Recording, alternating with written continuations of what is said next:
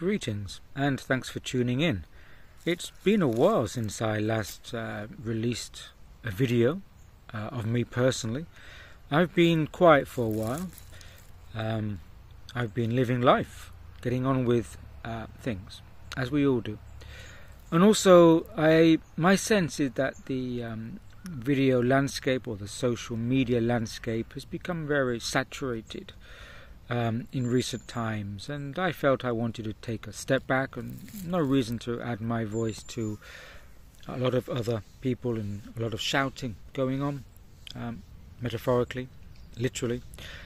But in the meantime, I have been busy as always, and I'm back briefly on video because I want to announce and show my new release, my upcoming release, which is called The Threshold. It may look back to front on this video, I don't know, but it's called The Threshold, The Forces of Techno-Materialism and the Struggle for Humanity's Soul.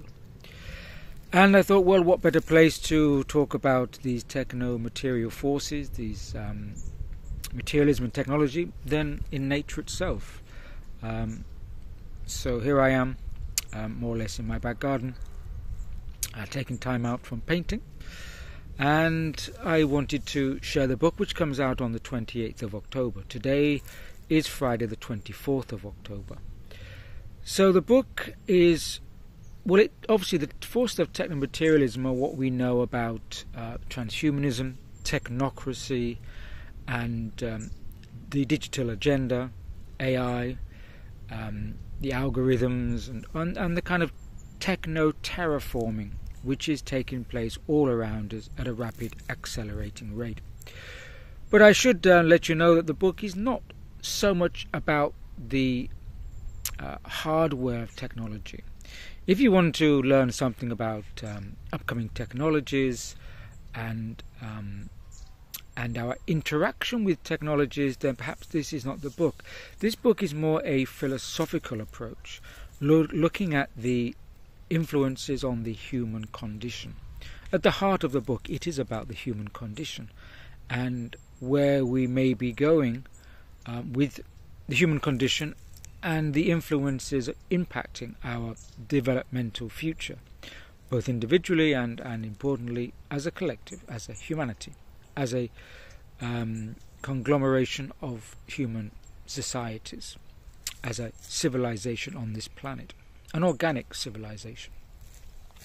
So the book actually looks very much through the lens of a metaphysical perspective, and it's looking at how it's important to have a sense of being and beingness, and the encroaching techno-material forces are pushing humanity down a path which I call the path of negation, or the path of not being.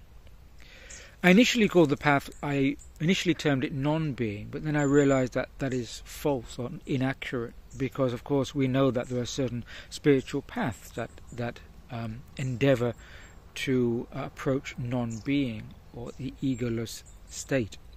So it's a form of not being, that it's a kind of dehumanization. It's depriving us of our human condition and our organic evolutionary future.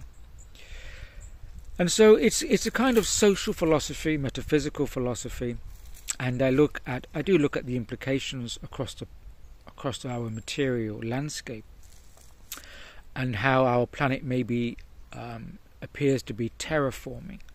In that sense, it's changing the conditions of this planet to be more amenable to a different type of dominant species.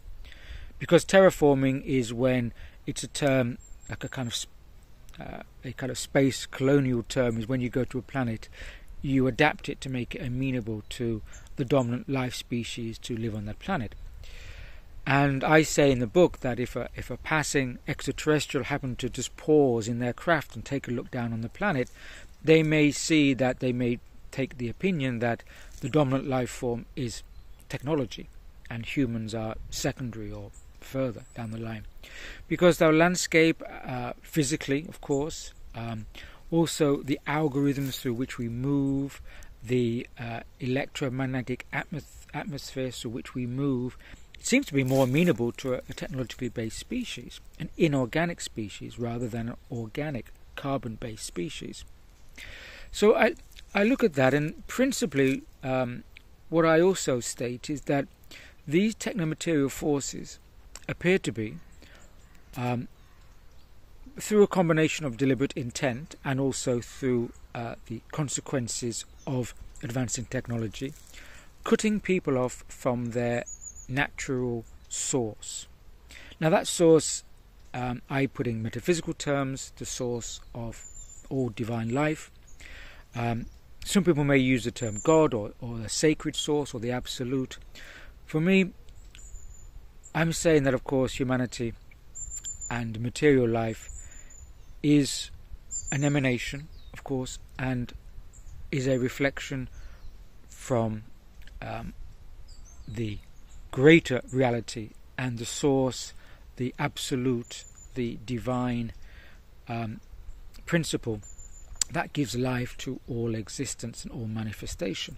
And yet it seems that we're being caught in a trap, because within the material existence and material form, these technomaterial forces are increasingly cutting off the human organic connection to that source energy, and diverting human energy into the material landscape. So it's a philosophical, metaphysical book looking at as I said, the human condition and these material forces unfolding upon the earth and where they may take us. And that's why I say we're going to reach a threshold, and that threshold is a point where we must pass. But how do we pass it? In which direction?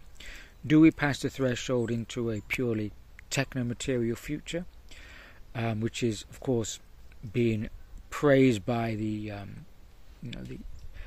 what we could call the transhumanists and a lot of techno-elite groups who are operating through technological enterprises?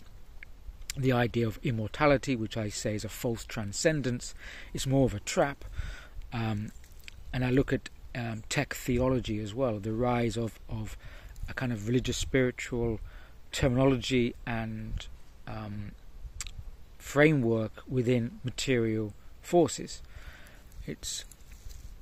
So, of course, that is what I'm saying, is that there's this attempt, or there is a consequence of if we pass this threshold, do we further human dehumanization, or are we able to step through into a human future? Now, of course, always in my career, in my life, I'm positive, and I do believe that human nature is very resilient, and we will push through to a human future. And I point at these forces as acting as trigger points or activation points. These forces will activate through maybe through chaos points and chaos attractors, these points that stimulate the system. They will actually trigger us and activate us into awareness of a human future. So they may ultimately serve us, although these forces believe they are serving themselves. But of course, what I say in the book, that we have to be aware of these forces, that how they are present and how they function. Because if not, we may be taken unawares and we may be manipulated, because human life is always under some form and degree of manipulation. So we have to be aware of that. So it may seem dark, dark philosophy, if you will, but actually it's a way of moving us further towards realization, and moving those of us who are unaware of these items and these agendas, moving us towards the light.